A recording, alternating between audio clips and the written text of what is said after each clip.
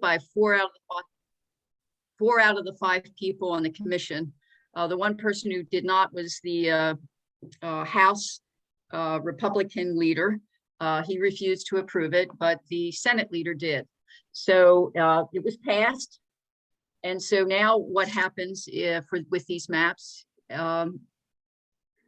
is that we can, they have 30 days, any person may file an appeal, an aggrieved person, directly to the Supreme Court within 30 days. So basically by sometime in early March, if these maps are not challenged and taken by the Republicans and taken to the Supreme Court, these maps will become our maps and will be in place.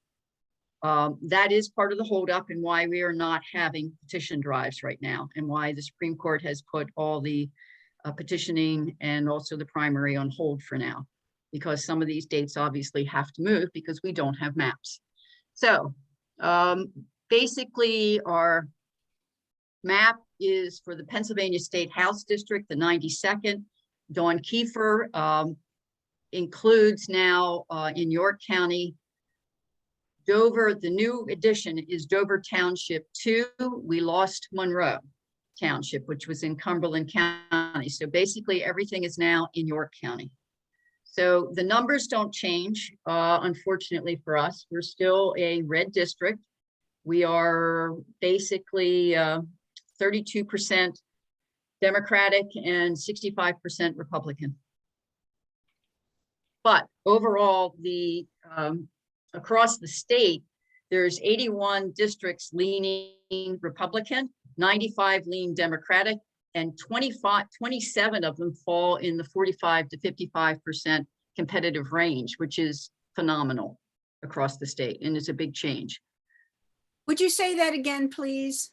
Yes, and I'll mail, if you guys want this, we have your names, I'll mail all this out to you. Oh, wonderful. Okay. Including the DAC. I didn't put all that on, it was too much data to put on all these slides, but I have it in a format I can mail out. Thank you, buddy. Sure. And then in terms of the Senate district, the 31st has changed significantly.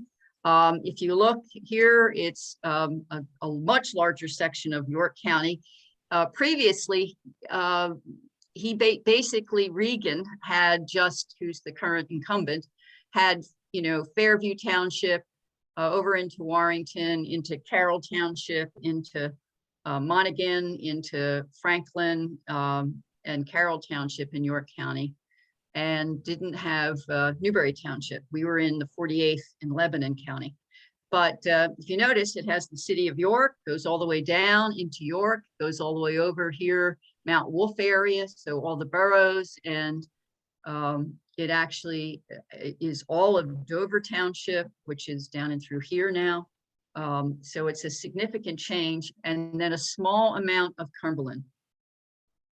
This is, again, not considered, it can be, it's not a competitive district yet, although we're all trying, hoping that it will be at some point.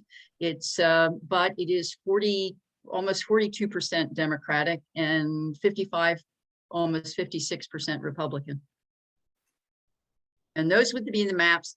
I will tell you at this point, at least I listened to the testimony, the 2-hour, well, it's a little over 2 hours review of the, sorry about my cat, keeps trying to run across my keyboard.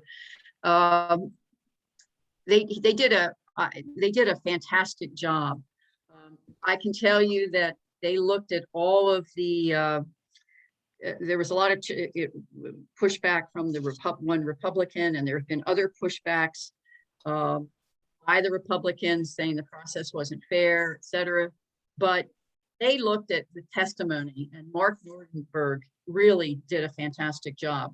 They, from a legal standpoint, it's very likely that if someone challenges these particular maps, they're not going to be able to, the challenge won't stand up, because there were incredible expert witnesses that were brought on board that from the Democratic Party, who did a great job, and the commission documented all of these people who said that these were very fair maps and why.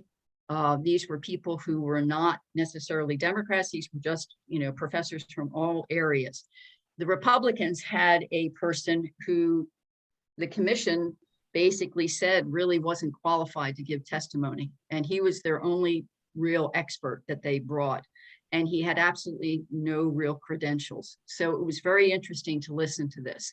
So it's very likely these maps will stand, which is phenomenal. I mean, this is a heck of a, overall across the state in terms of the Senate. The Senate maps are not quite as good as the House maps.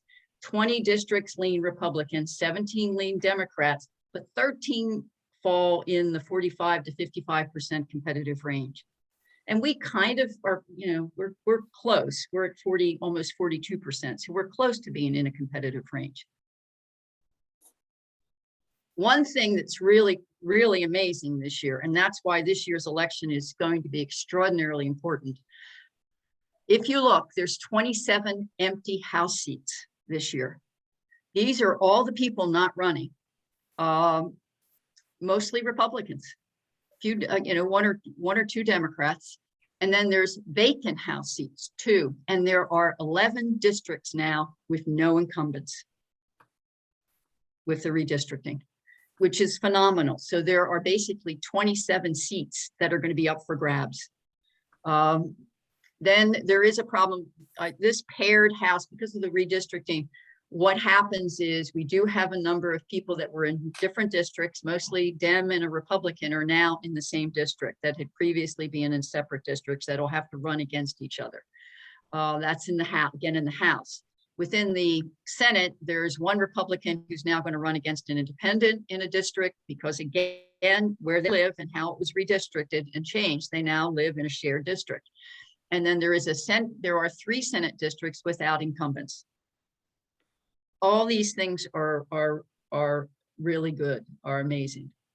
The other thing to keep in mind, one of the big pushes were that to increase the number of majority-minority districts. And so now, for example, across the House districts, there's 25 majority-minority districts.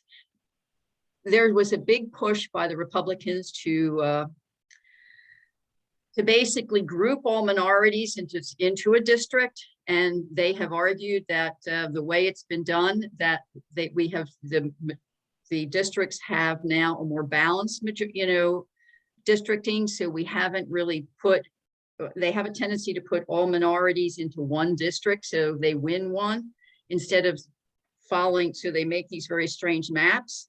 And so now a lot of that has gone away. And so now there are more majority-minority districts, which means that they have a better chance of winning those districts, especially in the House. Not quite so many. There's only 5 for the Senate, but there are less Senate seats.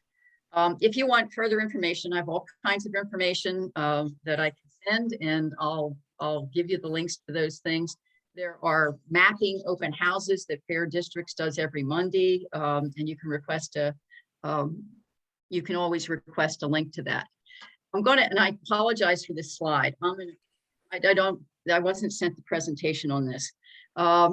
Congressional districts, they're a lot more complicated. The reason is there's 14 maps that were submitted to the Commonwealth Court. Now, I'm just going to point one thing out because I know this is really glary because I took a picture with my phone when I was, in case I didn't get the presentation, which I didn't yet.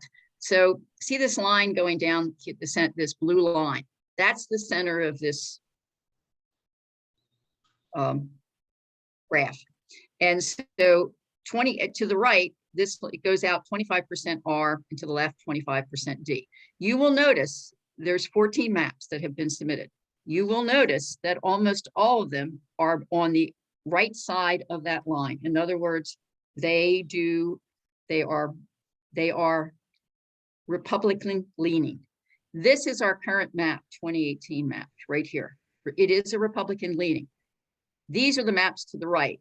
This is the map that the Commonwealth Court chose and presented and said to the Supreme Court and said, that's the map you ought to pick because the legislature has voted on that and you should pick it. It is not a fair map.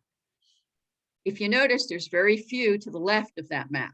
The House Democrats map, that map won't get chosen. It is most likely, although we don't know this for sure, that one of the maps that will get chosen will be in this area here somewhere. Now, which of these 14 maps will get chosen? We don't know. Oral arguments are going to be heard February 18th.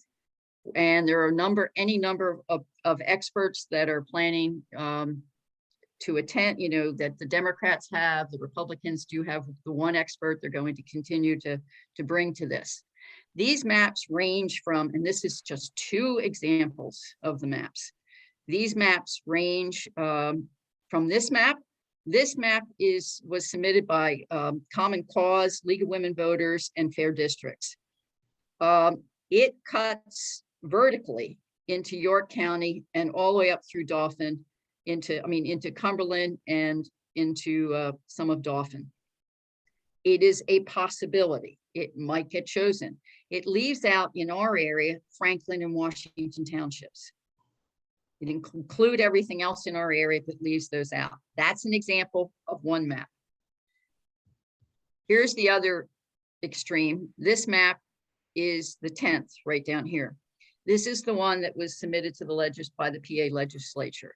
And it links all of York County, a tiny bit up here of Cumberland, and then all of Adams County, and is a very red map. The other map is not red. We have a good chance. It's very similar in percentages to what we are currently in the 10th. It's not the same layout as the 10th, as what we have now, but it's similar. So I just wanted to give you an overview, give you an example of what it looks like, and give you an idea of when we think the maps might come about. We're not going to have anything. We can't possibly have a map, final approved map for the state before somewhere in the beginning of March. It's 30 days out from February 4th. And in terms of this map, it's going to be difficult because, the Supreme Court has to choose this.